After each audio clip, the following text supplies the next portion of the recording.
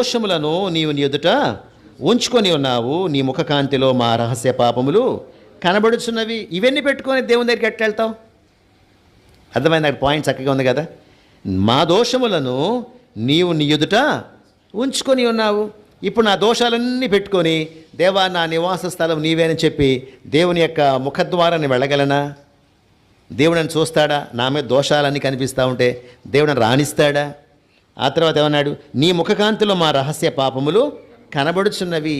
కాబట్టి మనము దోషాలతో పాపాలతో మనము దేవుని దగ్గరికి వెళ్ళలేము అన్నాడు. యెషయా గ్రంథము 35వ అధ్యాయంలో ఆ మాట తేటగా ఉంది. యెషయా గ్రంథము 35వ అధ్యాయము 8వ వచనం.